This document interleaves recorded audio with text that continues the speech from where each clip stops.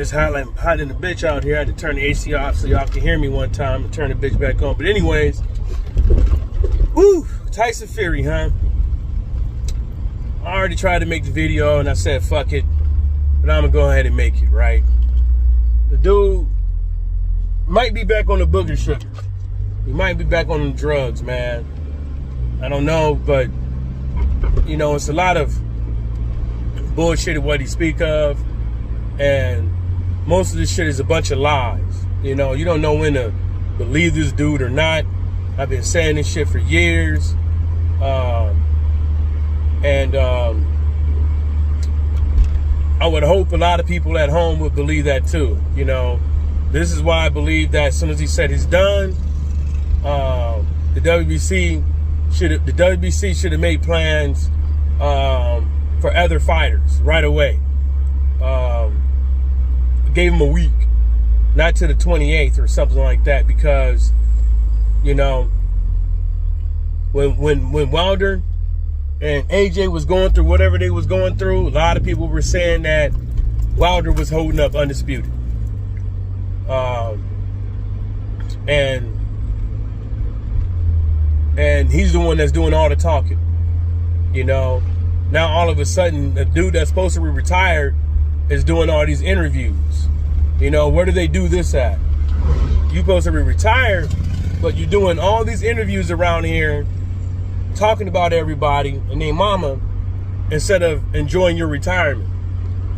You know, it doesn't sound like a man that is enjoying their retirement. You know, because I told people a long time ago, this dude, he needs a crowd.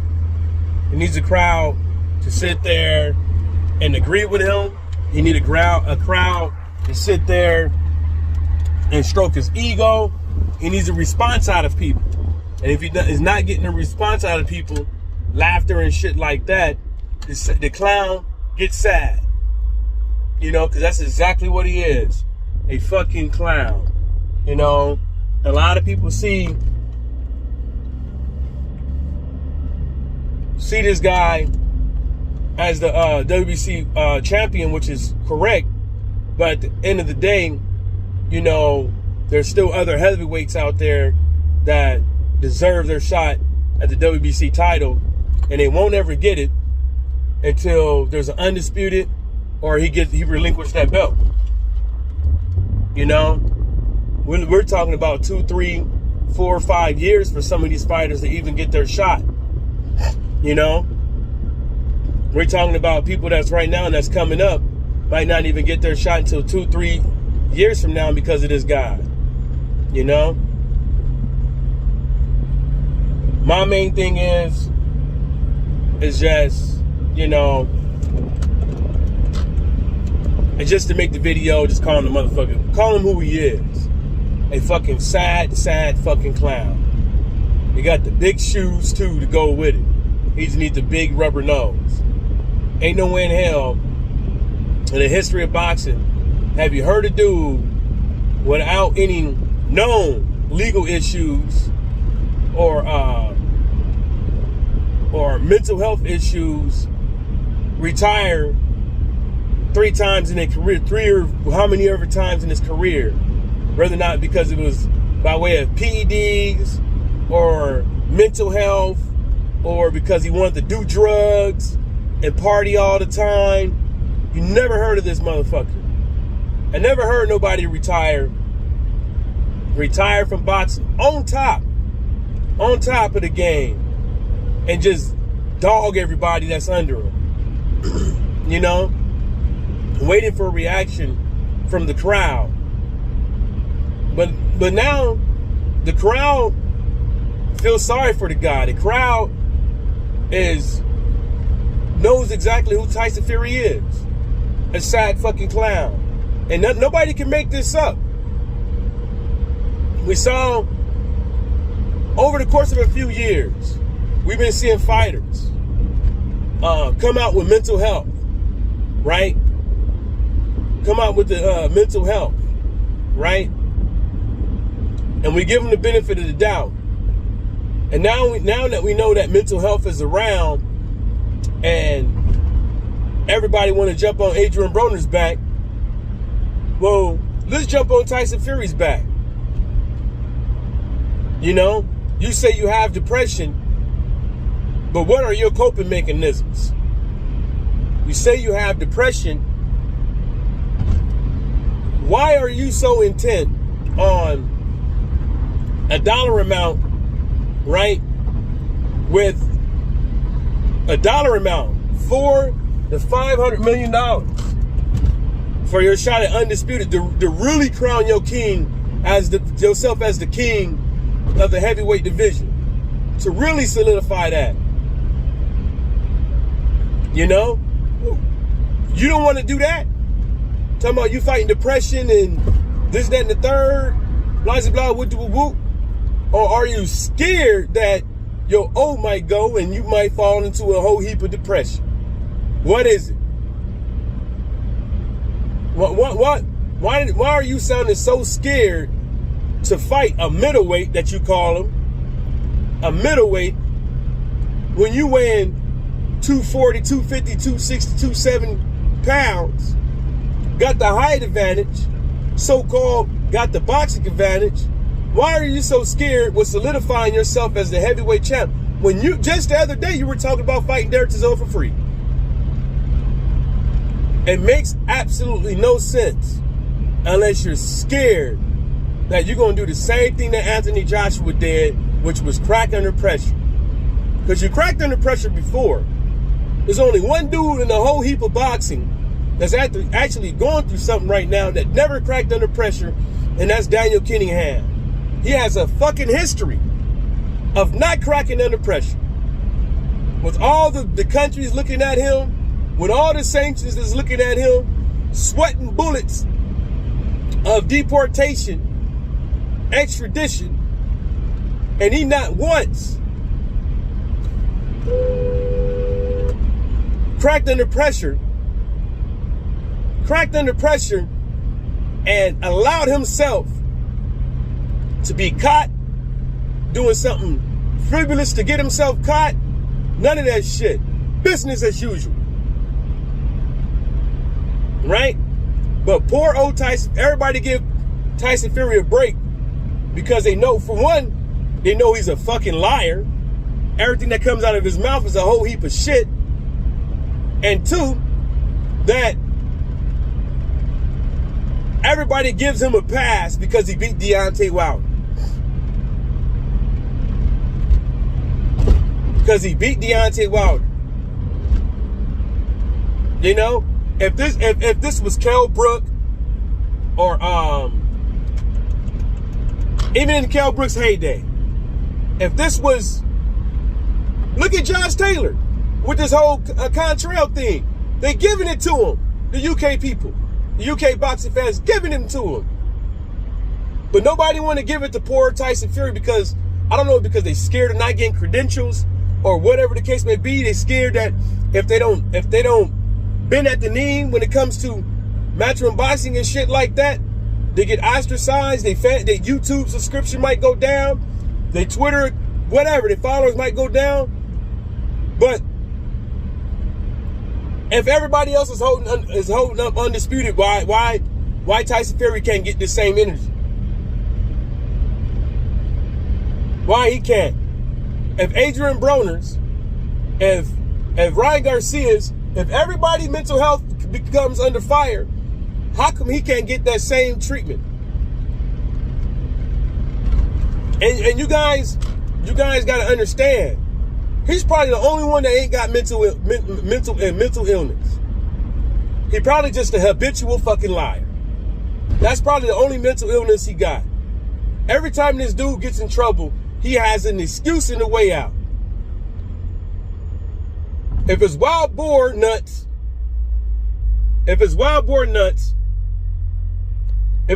Nandrolone, it's wild boar nuts. If it's cocaine, feel sorry for me because I became an alcoholic. Because I fucked up. I became a cokehead because I fucked up. Knowing now well, all of it was from a sequence of unfortunate events that this dude went through and popping for Nandrolone. Not to mention, none of you cats out there want to bring up, like y'all do with everybody else. Like y'all do with y'all can ask Deontay Wilder the hard questions, right? You know, but everybody out there don't want to do it to Tyson Fury, because they know he gonna stop doing interviews with you. When Brian Custer laughed in Deontay Wilder's face, when a couple of these guys laughed in Deontay Wilder's face while they was giving him an interview, yeah, you could go back and watch it when they brought up the cheating stuff. You know what I'm saying? Brady Raheem laughed at him and stuff like that. You know? And he still did an interview with him. Still did an interview with him. But you guys out there, I'm telling you guys, I don't think, like, from day one, out of everybody that has mental, I don't think this dude is the one.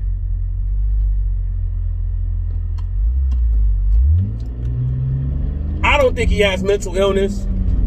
I don't think he has depression, whatever you want to call it. I just think that he's a habitual fucking liar.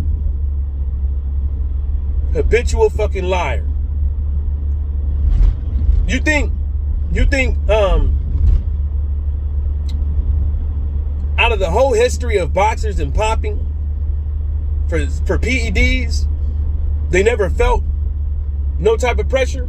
So let's say Big Baby Miller never felt no type of depression for popping on the PEDs. Dillian White didn't feel no type of mental illness or depression when he popped for PEDs, right? Nobody has, huh? How you all the pressure that comes with you popping, the money you got to pay, the people you let down, the people you got to answer to, the suspension, your family, all that. All that. Of course you're going to feel some type of mental stressor, which may cause damn, she fine. Sitting on the porch taking, oof, woo, wait. But at the end of the day, man, folks can't be letting these dudes just get away with shit. You know? It wasn't like Ryan Garcia popped for PEDs, Adrian Broner, and then all of a sudden talk about they got mental illness to hide from somebody. It makes somebody, because nobody want to touch, you say you got mental illness, nobody want to touch that shit. Nobody want to touch that human resources, that equal opportunity fucking joint, because when you saying that you have depression or mental stress or anything like that, that's it. And your job don't do nothing about it, the management company, the promotional company don't do nothing about it. That's an equal opportunity complaint. That's right up there with OSHA. That's right up there. That's because not all of them have to be diagnosed. Mental stressors don't have to be diagnosed. All you have to do is tell your job. You know what I'm saying? The fuck I look like I'm telling my job I'm under a lot of pressure right now. I don't think it's safe for me to be driving a forklift today. And it's written down on paper and I'm on a forklift and I kill somebody. Or I cause a significant amount of damage. You know what I'm saying? Well, what the fuck I look like? That's what I'm trying to tell you guys. Like, nobody wants to touch that shit. Rick Glaser hit on it. Rick Glaser said, basically, when he tried to insinuate that, when he was trying to insinuate that Al Heyman and Stephen Espinoza wasn't doing enough by Adrian Broner and not helping him out with his mental illness and just using him, right? Right? Trying to use that as some fairy tale to try to say that